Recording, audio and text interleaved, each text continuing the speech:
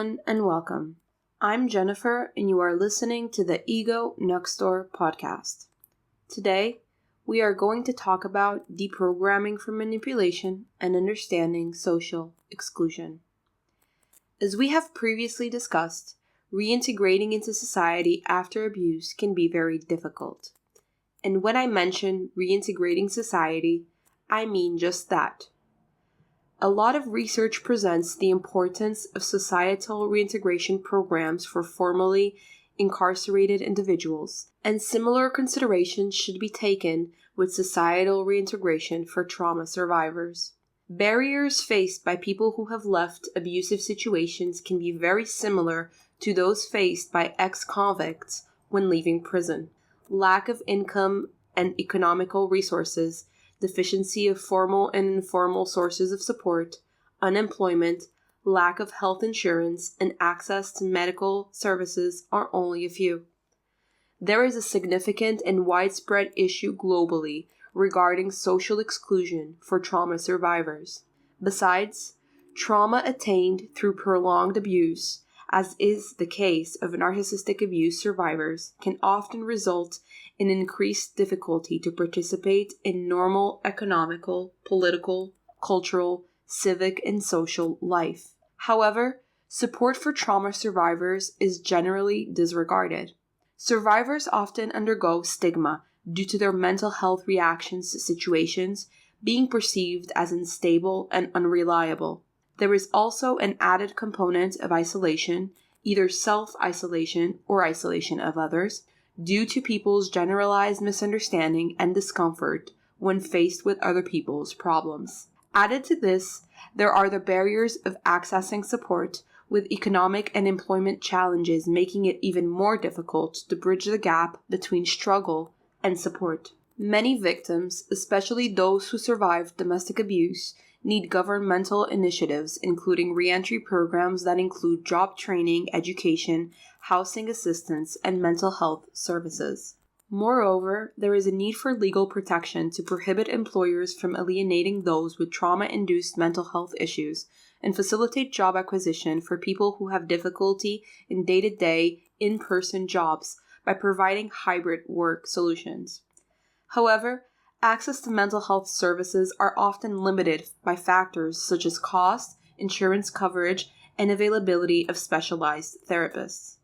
This can lead many victims to feel out of place and make it even more difficult to access help or finally understand what happened to them. This is actually one of the 3 steps for manipulation recovery. The 3 steps are recognition, rebuilding, and integration. Recognition comprises a victim acknowledging the abuse and its impact on their life. Rebuilding includes the building of positive self-esteem, development of new thinking patterns such as deprogramming and reprogramming, and creating a support network. And finally, integration, that is, finding or attributing meaning to past traumatic experiences by fitting them into a more coherent life narrative to move forward. After narcissistic abuse, it can be challenging to discover one's sense of self, as long-term abuse often takes that away from a person. Brainwashing is a critical part of this. For example, when I began realizing what had happened to me, I couldn't make sense of many of my reasonings. I felt like my autopilot was completely broken, as if there was a mechanical failure in my brain forbidding me from acting and reacting like everyone else. The thing is, coercive persuasion, also known as brainwashing, mind control, or thought reform, does not feel like control at all. Narcissists have a way of twisting the narrative around to a degree that makes you truly believe that your actions and reactions are your own. And so, when you finally get some distance from your abusers or cut the cord completely, you will likely feel like you are free-falling. This can lead you to feeling confused. Without being submitted to their punishment-reward tactics, your self-esteem and sense of worth might take a hit. When you are used to living day-to-day in survival mode, in subconscious fear of simply laying back and relaxing, you may suddenly develop a sense of emptiness and boredom for life. Of course, speaking of these feelings can trigger fear as well. fear of judgment by those who are supporting us and cannot understand why we are not finally satisfied and happy. This can happen, and so it leads to another fear of the social isolation that results from people's lack of understanding. However, I will say it. After escaping and living an abuse-free life, I've often dealt with feelings of emptiness and boredom. In fact, I felt this often and still struggle with it in the present day. The feeling of being unable to enjoy the present moment without allowing my brain to overthink the smallest things, worrying about things I cannot control, and indulging in a self-destructive sensation of emptiness. I believe this is one of the consequences of growing up with what some would call the murder of the soul. Shengold describes soul murder as the irreversible damage caused to a victim through chronic and severe abuse or neglect, which in cases of premature abuse ends up disrupting psychological development. Basically, a result of betrayal by a caregiver whose responsibility was to care. This trauma makes the mind very overwhelmed, almost flooded with feeling to the point of overstimulation.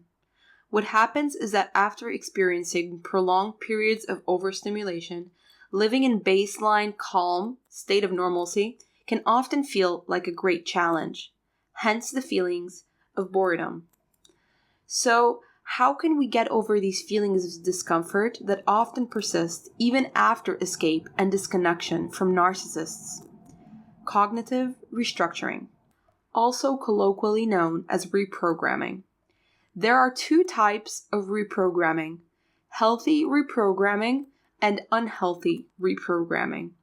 Healthy reprogramming comprises of practicing informed consent within therapeutical practices, developing one's self-awareness and critical thinking, and giving the victim time and space to reach their conclusions, stimulating autonomy, independence, and long-term self-sufficiency. Unhealthy reprogramming comprises of manipulative persuasion tactics that are invested in programs developed to coercively persuade people to renounce their personal beliefs through physical confinement or psychological manipulation, making them dependent on a manual of instructions on what to believe.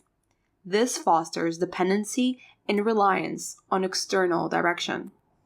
During abuse, there is already a brainwashing that takes away an individual's individuality, resulting in limited individual autonomy, identity distortion, dependency, and trauma bonding with abusers or cult leaders. So ultimately, the goal is to be able to find oneself, improve one's quality of life, and battle social alienation, consequential of being a survivor, and dealing with the mental difficulties and psychological barriers of such. Curiously enough, mental freedom is not guaranteed after physical freedom. Physical freedom is the beginning. Mental freedom is the journey that follows. Remember that psychological abuse often goes hand in hand with mind control. Hassan presents a BITE model with 4 major control tactics that are associated with this type of abuse. While discussing each, I will give you a real-life context of it in action, especially because, as mentioned before, these tactics can be very subtle when dealing with it in a cult of one dynamics, as opposed to the type of control led by full-blown cults. First is behavior control.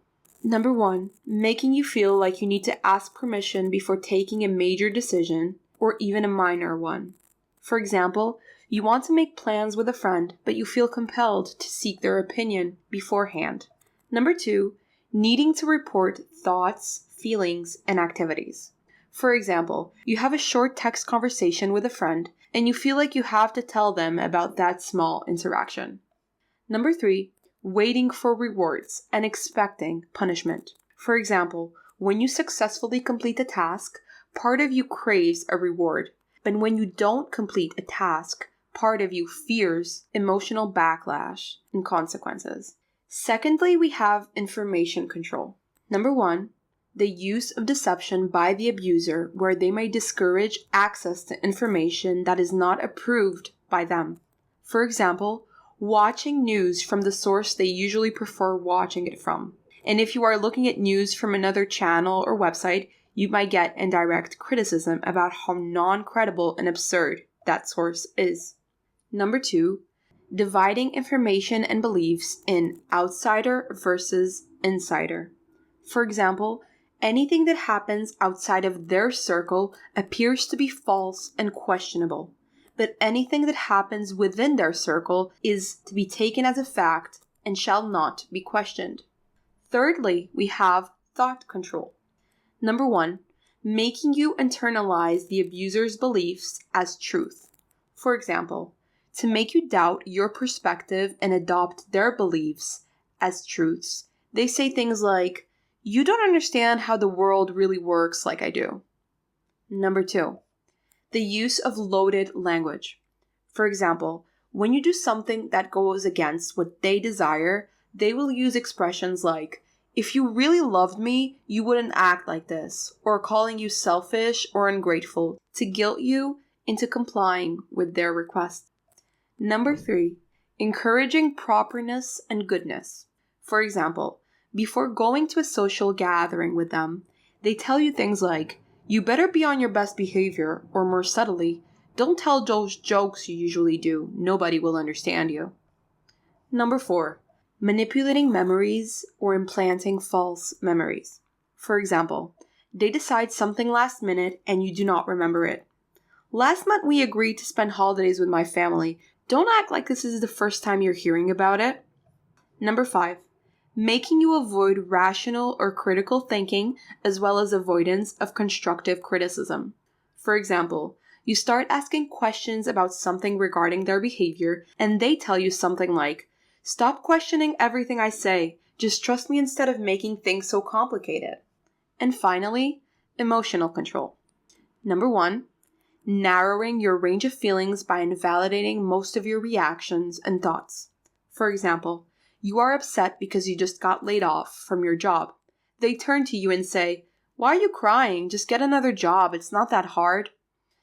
Number 2, making you feel like any problem that arises is your fault.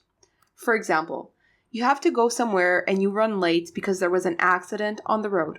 They turn to you and say, "See, we're late because of you. If you had gotten ready faster, we wouldn't be stuck in transit." Number 3, inducing irrational fears that make you feel unable to visualize a positive future without them.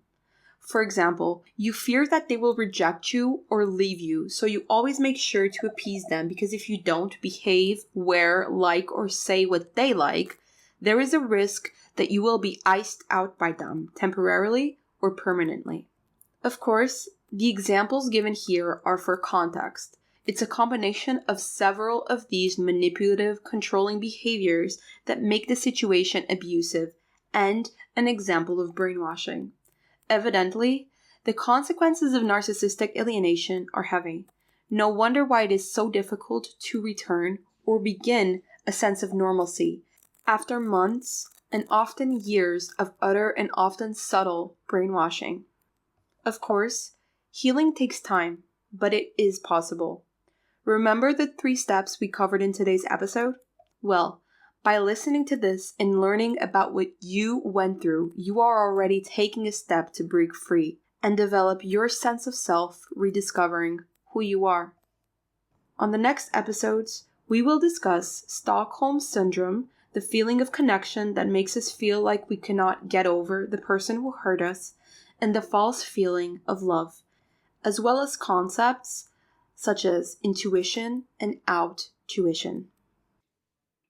Thank you for listening to the Ego Next Door podcast. See you soon, and I hope you have a wonderful day. If you enjoyed today's episode and would like to hear more, don't forget to like and subscribe to my YouTube channel at Ego Next Door. And if you would like to support my work, consider becoming a patron to my Patreon creator page at Jennifer Hachia. The Ego Next Door podcast is presented solely for informational, educational, and entertainment purposes. The content here is not intended to serve as a substitute for the consultation, diagnosis, or medical treatment of a qualified healthcare provider.